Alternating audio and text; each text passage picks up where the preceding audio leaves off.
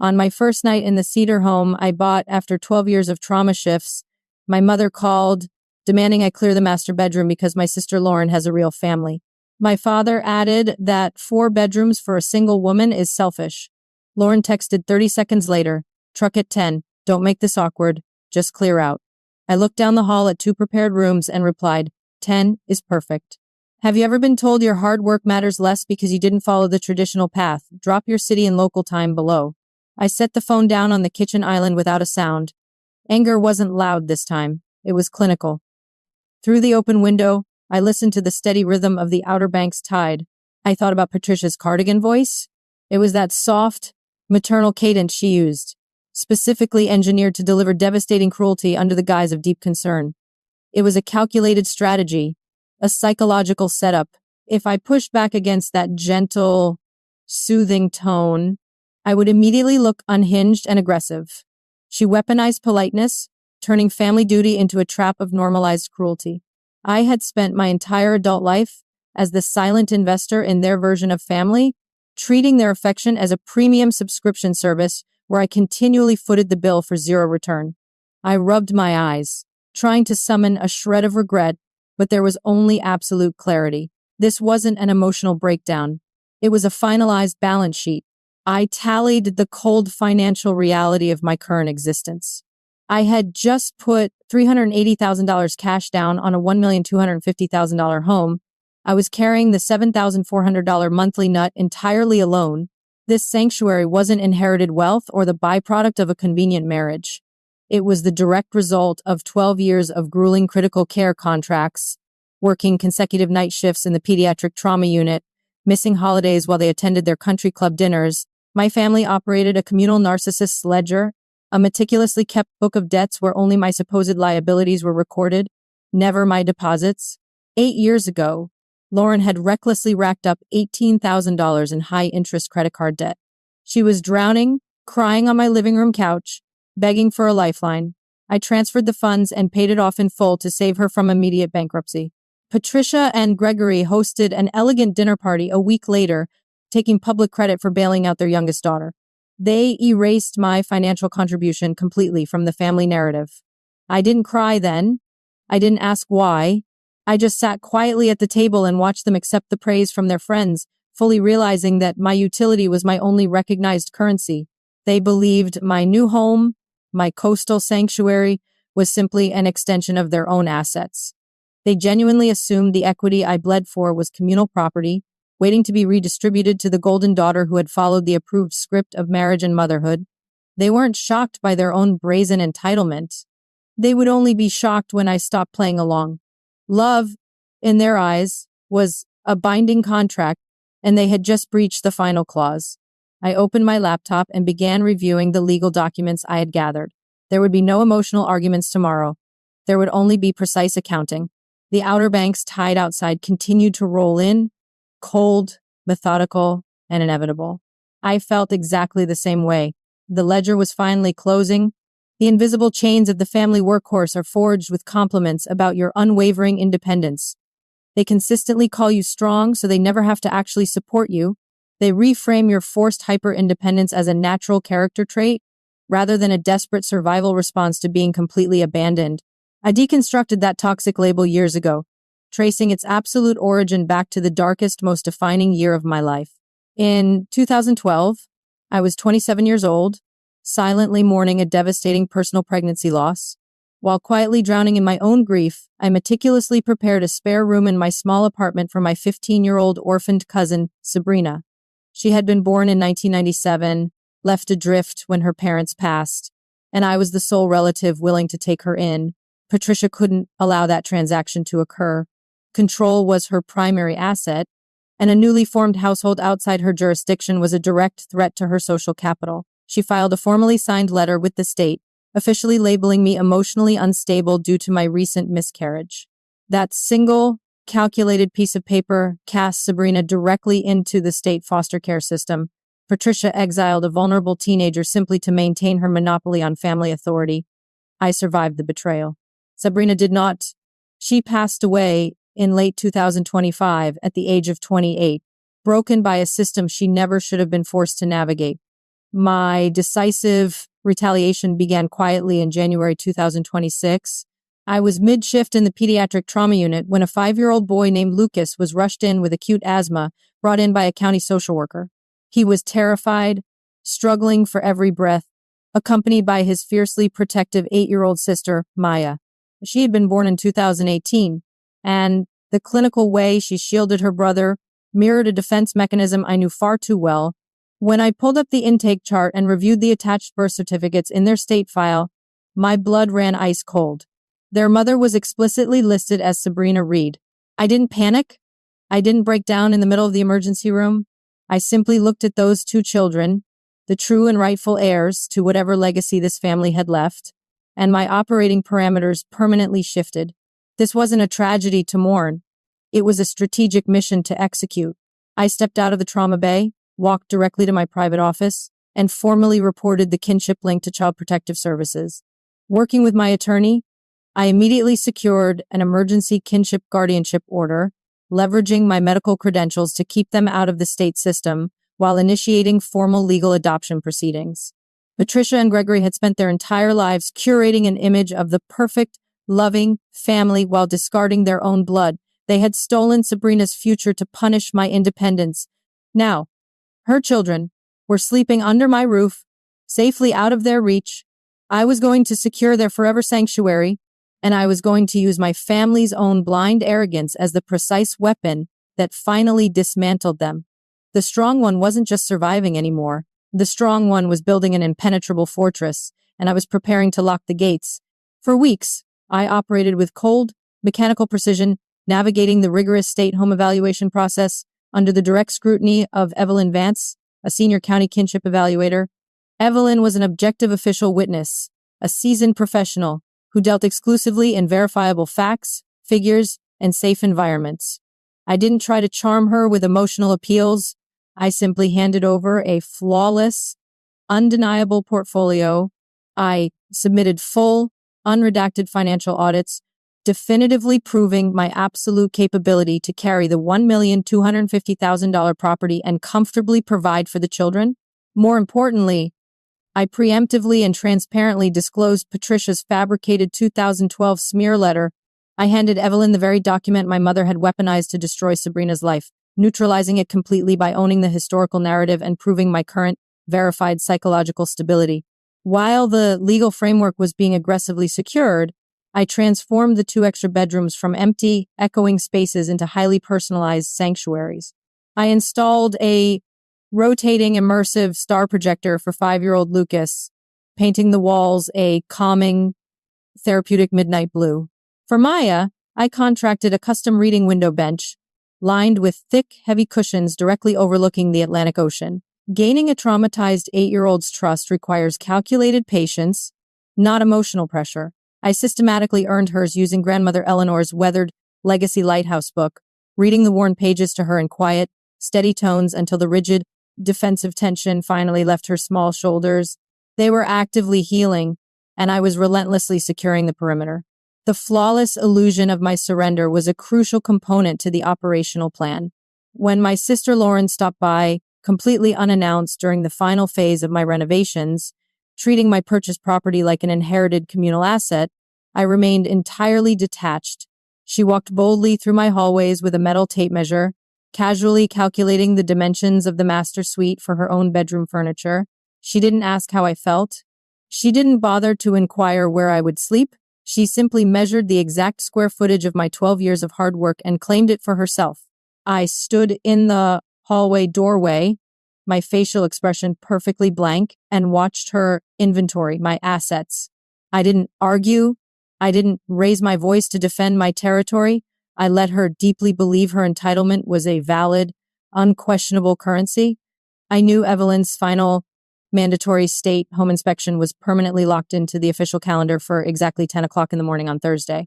Evelyn's physical presence was the ultimate objective authority, an unassailable legal witness to whatever unfolded inside these cedar walls. With absolute clinical calculation, I scheduled the climax of this entire operation. When Lauren sent her demanding text about the moving truck, I didn't hesitate for a fraction of a second. I deliberately confirmed their arrival for the exact same hour. I was setting 2 massive opposing forces on a direct, unavoidable collision course within the confines of my own home. My family thought they were orchestrating a simple, hostile takeover. They had no idea they were walking blindly into a meticulously designed legal trap with a senior state official holding the clipboard. I set my phone down, poured myself a glass of water, and went to check on the star projector in Lucas's room. The gears were in motion, the timing was absolutely flawless, and the trap was perfectly set. At exactly 9:45 in the morning, Evelyn Vance arrived at the property. Her practical sedan pulled into the driveway precisely on schedule, her official state clipboard already in hand. I greeted her with a firm, professional handshake and a perfectly calm demeanor, offering her a cup of coffee before we began the final safety walkthrough. As we stepped into the main living area to systematically review the required protocols, I purposefully left the heavy wooden front entry door and the exterior screen door completely unlatched. It was a highly subtle, tactical invitation. I was leaving the gates to the fortress wide open, simply waiting for the invading force to cross the threshold and expose themselves. At 9:55 in the morning, the heavy, vibrating rumble of a commercial diesel engine broke the quiet coastal silence. Through the large front windows, I watched a massive Piedmont moving truck reverse aggressively into the driveway, followed closely by Gregory's pristine silver sedan. They were early, clearly eager to execute the takeover and claim their prize. Evelyn glanced toward the front window, her brow furrowing slightly at the disruption, but I simply guided her professional attention back to the finalized adoption paperwork resting on the kitchen island. I didn't flinch. I didn't offer a single word of warning. Assuming the conveniently unlocked door was a pathetic, definitive signal of my total surrender, Patricia walked right in without bothering to knock. She strode confidently across the threshold like a conquering general, her soft cardigan draped perfectly over her shoulders, projecting that signature, weaponized aura of faux maternal authority. Gregory followed closely behind her, bypassing me entirely to immediately claim the main leather recliner in the center of the living room, casually taking possession of the television remote as if he personally held the deed to the property. Lauren burst through the front door seconds later, flanking two burly men wearing Piedmont moving uniforms. She didn't even glance in my direction. She simply pointed a sharp, manicured finger straight down the hallway and loudly commanded the two hired movers to start clearing all the existing furniture out of the master suite immediately. Evelyn stepped back flush against the hallway wall, her pen pausing deliberately over her official clipboard. She was a silent, authorized observer, meticulously recording every brazen act of trespassing and entitlement playing out in real time. The total takeover continued unabated. My family moved efficiently through my sanctuary, directing traffic, assessing the space, completely ignoring the fact that I was standing 10 feet away alongside a senior county official. The hostile invasion flowed steadily down the corridor until Lauren reached the closed doors of the newly prepared bedrooms. She stopped abruptly in front of the nursery. Taped to the exact center of the pristine white door was a brightly colored crayon, drawing that 5-year-old Lucas had proudly made the day before. Lauren sighed heavily, rolling her eyes at what she deemed childish clutter. She reached out her hand to carelessly tear the drawing down from the wood. That was the precise trigger. I stepped into the center of the hallway, my voice dropping an octave, cutting through the noise with absolute, cold precision. "Take your hand off my children's door." Patricia let out a sharp, condescending laugh, the sound echoing off the cedar walls. "Don't be dramatic, Megan," she said, her cardigan voice dripping with manufactured pity. "You don't have children. You are single and childless. Lauren is the one building a real family here." She smiled at the hired movers, silently apologizing for my supposed mental instability. "They aren't imaginary," I stated, my tone devoid of emotion. "They are 5 and 8 years old, and their mother was Sabrina Reed." The silence that slammed into the room was absolute. Patricia's patronizing smile vanished, replaced by a bloodless mask of sheer shock. Gregory's hand froze on the television remote. Lauren lowered her arm from the nursery door, her arrogant posture crumbling as the name registered. They knew exactly who Sabrina was, and exactly what they had done. I didn't give them a single moment to recover or formulate a lie. I pulled a thick manila folder from the kitchen island and opened it with clinical efficiency. I had been the silent investor in their version of family for decades. This wasn't revenge. It was strictly accounting. I extracted the original 2012 smear letter Patricia had signed, laying it flat on the granite counter. Beside it, I placed a certified state welfare disbursement ledger my attorney obtained during the kinship investigation. This, I said, tapping the heavy stack of papers, is a verified county foster stipend record. It conclusively proves that you, Patricia, and you, Gregory, fraudulently collected state financial support for Sabrina for 5 consecutive years. You systematically pocketed the benefits while she was bouncing between foster homes, permanently exiled by this exact smear letter. I looked directly into my father's panicked eyes. You didn't just abandon her, you monetized her abandonment. My attorney has already forwarded these findings to the IRS and state authorities for a formal fraud investigation. Evelyn stepped forward from the hallway. She simply unclipped her badge from her blazer and presented her official state credentials. I am Evelyn Vance, Senior County Kinship Evaluator, she stated with undeniable authority. I legally confirm the approved placement of Sabrina Reed's children in this residence. Furthermore, as a mandated state reporter, I have officially documented your unauthorized intrusion and hostile behavior today. The established family power dynamic shattered completely. Realizing the massive legal and financial exposure, Bradley, Lauren's passive husband, abruptly dropped the heavy cardboard box he was holding. It hit the hardwood floor with a loud thud. He looked at the fraud documents, then looked at Lauren with utter disgust. "You're completely on your own," he muttered, turning on his heel and walking straight out the front door without a backward glance. The two professional movers, immediately recognizing a disastrous legal liability when they saw one, quickly apologized, packed themselves into their truck, and drove away. Gregory collapsed back into the leather recliner, his chest heaving in absolute silence, his lifelong authoritarian facade entirely destroyed. Patricia stood frozen, her mouth opening and closing soundlessly. I picked up Grandmother Eleanor's final, weathered letter from the counter and read the handwritten words aloud, letting them fall like a gavel in the quiet room. A house isn't for the loudest child.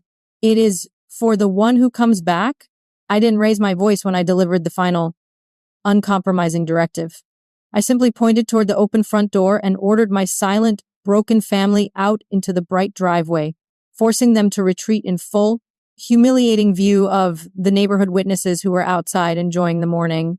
They shuffled out to their vehicles like ghosts, their unearned, lifelong entitlement completely stripped away in a matter of minutes. In the chaotic days that followed, Patricia and Gregory desperately attempted to launch a massive, retaliatory smear campaign to save their precious social standing. It disintegrated immediately. Bradley and several extended relatives had already seen the documented, undeniable proof of the welfare fraud. The truth was an absolute, impenetrable defense, and my parents' carefully curated reputation collapsed instantly under the crushing weight of their own verifiable fraud. They weren't shocked by what they'd done. They were shocked that I'd finally stopped playing along and held them entirely legally accountable. A week later, I walked out to my car before a grueling hospital shift and found Lucas's crayon drawing tucked carefully under my windshield wiper. Gregory had left it there in the middle of the night, a pathetic, silent, manipulative plea for unearned reconciliation. I didn't cry. I didn't text him to explain my feelings. I simply took the drawing, walked calmly back inside the house, and pinned it securely to the nursery door exactly where it belonged. I held the permanent boundary with absolute, unwavering silence. The following month, the state officially granted the final adoption clearance. Evelyn Vance signed the concluding legal documents, and the Coastal Cedar House officially became a permanent, legally binding sanctuary. Lucas and Maya moved all their belongings into their meticulously prepared rooms, finally filling the wide cedar hallways with the beautiful, chaotic sounds of actual life instead of hollow, transactional family obligations. That evening, I sat on the custom window bench with Maya and Lucas nestled beside me, opening Grandmother Eleanor's weathered, beloved lighthouse book. As I read the timeless story of the steadfast beacon guiding lost, battered ships safely through the storm, the actual sweeping light from the Cape Lookout Lighthouse passed slowly across their bedroom windows, casting a warm, rhythmic, golden glow over their small, peaceful faces. The true justice of the seed planter isn't about burning down the forest just to punish the toxic weeds. It is about actively, intentionally reclaiming the narrative horizon and planting something beautiful and enduring in the newly cleared soil. This was never just a fleeting moment of petty revenge. It was the deliberate, calculated construction of a generational sanctuary, permanently ensuring that Sabrina's orphan children would never, ever know the cold transaction of conditional family love. Walking away from decades of communal exploitation wasn't an act of destruction. It was the ultimate, foundational act of building an authentic, secure life. I've come to realize that true strength isn't enduring endless, quiet mistreatment simply for the sake of maintaining biological ties. Forgiveness isn't always for the other person. Sometimes it's the only way to set yourself free and finally close their ledger for good. Watching Lucas happily trace the spinning stars from his projector and seeing Maya finally relax into a deep, safe sleep, I knew my balance sheet was permanently closed. I had bravely walked away from the people who viewed my beating heart as an open checking account, and in doing so, I had finally become wealthy in the only human currency that actually matters. If you've ever had the courage to walk away from people who only loved your utility, share your victory in the comments below. Don't forget to like, subscribe, and share this video with someone who needs the strength to build their own sanctuary.